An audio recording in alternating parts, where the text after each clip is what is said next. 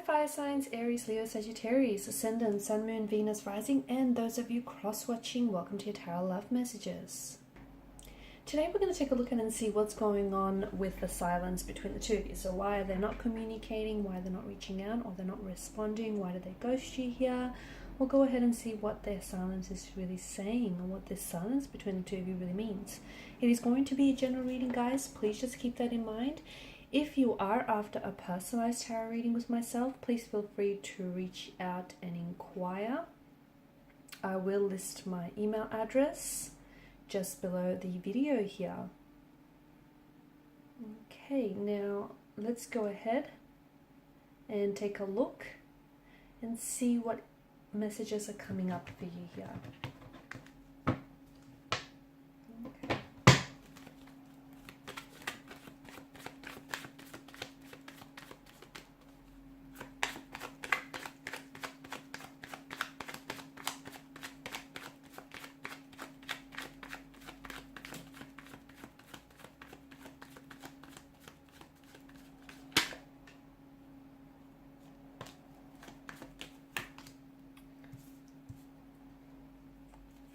Okay, interesting.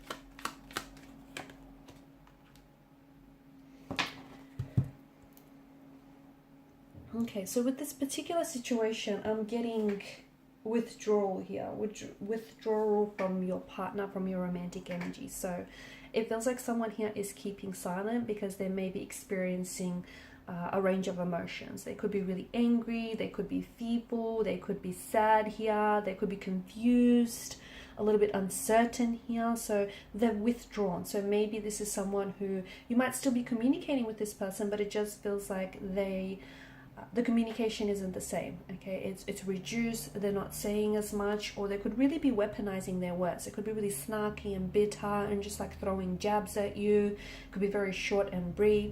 Now for some of you, you may have had some sort of disagreement, an altercation, okay, and it might have been just something very small and trivial, but there's more underneath that. Okay, it's more than just this altercation, it's saying something here. So you know, the silence here I see is confusing for everyone, not just for you, but also your romantic person. Because I think for you, you probably, because they're not responding here or they're not reaching out or not communicating, I mean, it's only natural for you to assume the worst. And I can see that you are feeling a sense of rejection here. Okay, now for some of you, I feel like you have to know that their silence, it could be a punishment. I know it sounds emotionally mature, but hey, you know, I'm seeing a bit of ego play in the works here. So the fact that, you know, at its extreme, their silence could be a punishment. They might be punishing you. They might be using their silence here to manipulate you in this situation here. For others, it's not so much, it's not that cruel or toxic. It's more an attempt to kind of, you know, they're in their head, and it's more an attempt to kind of navigate this emotional territory and their emotions, like what's really going on. They may be starting to catch feelings for you. Their feelings for you might go the other way. They might be dissolving. They're kind of just trying to figure their way around this. And this is someone who I feel like has pulled away as a result. And for you, you're probably feeling a sense of rejection, abandonment, and you're just feeling a little bit uncertain. So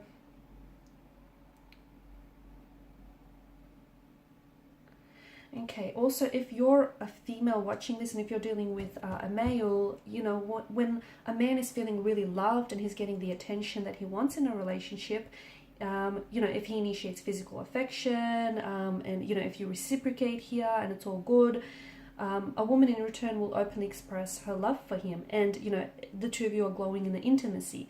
A man will not say anything about this because he will assume you know how you feel through his physical actions and his affection and intimacy. Whereas women, they need to have that verbal reassurance here. So with the man, it's a little bit different here.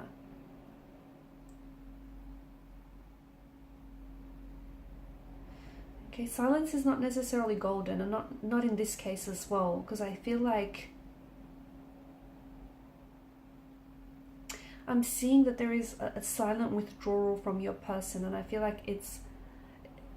feel like it's purposeful, and it is deliberate. Well, as I've mentioned, it's either them trying to get to figure out their emotions from you, and it could also be them trying to, you know, manipulate you or punish you.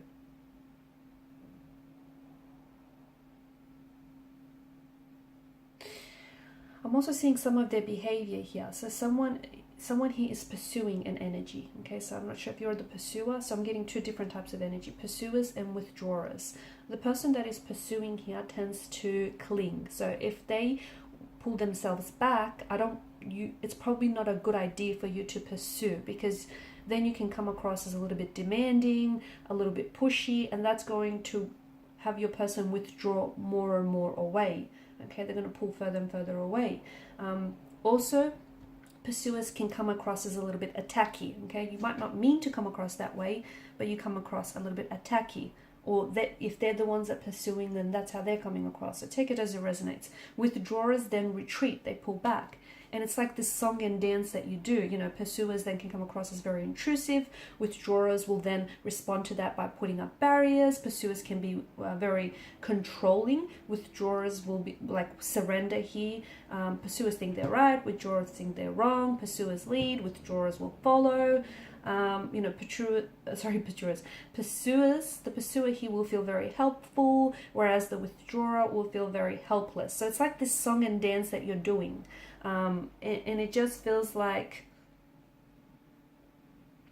this is what's keeping the interaction between the two of you stuck. Okay, this dynamic. So you have to find a way to break this dynamic if you really fall into this pattern here. I'm also seeing that, like, what's going on with your person's brain right now. So they're just trying to protect themselves. They're just trying to process their emotions. And what's going on with their brain right now is, I feel like it's a protective, them shutting down, them withdrawing, and them not communicating with you. It's a protective mechanism. They could be trying to protect their ego here. Maybe they feel really hurt by something that you said, maybe by the tone in which you said it. You know, I'm seeing some sort of altercation. Maybe they're just feeling really hurt and it has nothing to do with you, and you know, they're kind of lashing out at you. They're projecting their hurt onto you. But I think the origins of what's happening here, it really lies in their emotional being and their emotional environment. So there could be certain things, you might have pushed their emotional buttons, so there could be certain emotional triggers here that I think have developed in either the early days, like in family, schools, or in their just like in their adulthood, young adulthood, and their upbringing here.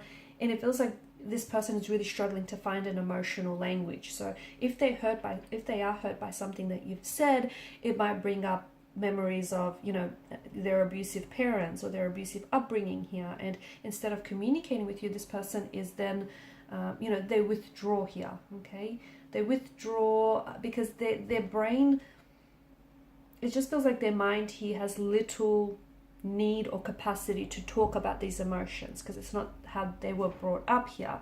And it's just that they quite literally are struggling to find this emotional language, okay, to which they want to communicate here. I'm also seeing that your person is someone who is a little bit pride. They're coming across as very proud. There's a lot of pride here, ego involved, and they don't want to talk about their emotions because they don't want to be exposed. Okay, they want to remain that, you know, really manly or very alpha here. And maybe, you know, it's sort of like an old chestnut that emotions are not manly, and, you know, heaven forbid a man discusses them. So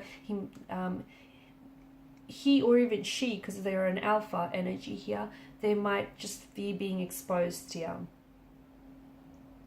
I'm also seeing that this person is getting angry with their feelings. They're very irritable.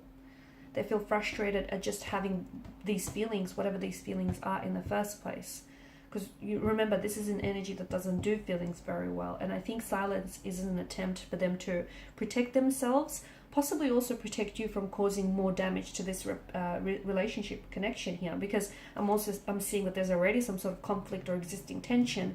They don't want to communicate because they don't want to add to it. So maybe it's a good idea to give this person space, some time to work things through. Is it a winnable competition? I don't know. I feel like some people... some people hate feeling inadequate. so much so that they might process their feelings slower. And they do that in a way to avoid the feelings of defeat. So not that this is a game, but they're coming across as, it's coming across as something like that. So they don't want to compete with you, or they do want to compete with you in this conflict or in this silent treatment. And this is why they're responding a lot slower, because they want to win. Okay, not that it's a game, but that's kind of how they view it. Okay, if you break the silence first, and if you communicate first, or if you apologize first, ultimately they see it as defeat, victory, them defeating you. It's just, there's some sort of conflict, there's some sort of tension here, and truth be told, it feels like this person is unhappy because it's affecting their mood. So whether it's an altercation that you have, it just feels like they're not necessarily happy here. I can see that you're experiencing huge concern, anxiety, also confusion about your person's silence and their withdrawal. And you're probably guessing what they're thinking or feeling. Don't assume the worst here. I just think it's a good idea to give this person a little bit of space, and to give yourselves a little bit of space, a little bit of time here. I think they're going to come back around. Or if you do want to initiate conversation, just don't come from a place of ego, okay? Like, don't, I told you so, or, you're right, they're wrong. I think just really try to neutralize the communication here. Just try to stabilize the energies. I do think, there will be contact, there will be communication in the future. This person will come back here. But be careful, because the Fool is an energy of someone waltzing back into your life and not taking personal responsibility for what's happened. So they sort of will start communicating, but ignoring the fact that the two of you just went through this huge gap of no contact, no communication, or they may have even ghosted you. So they're just sort of waltzing back into your life, almost as if nothing happened. Pull them up about it, because they did it once. Guarantee you they'll do it again. Okay, so watch what you tolerate.